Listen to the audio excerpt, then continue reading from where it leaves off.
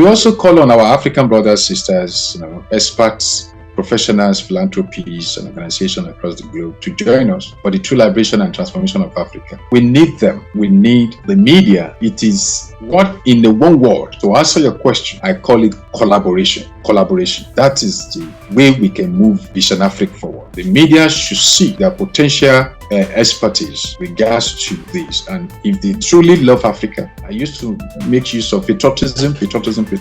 When you are not patriotic, then your nation cannot move forward. So let the media, let them collaborate. We are asking them, we open our arms, we want them to be part of what we are doing. As a matter of fact, they are the one that can project. You as a person, if not because you collaborate with us, you will not be projecting this vision. So I want to even pause here and say thank you, government. Thank you so much for pushing our message out there. So collaboration is the way forward. Collaboration is the way forward. Thank you.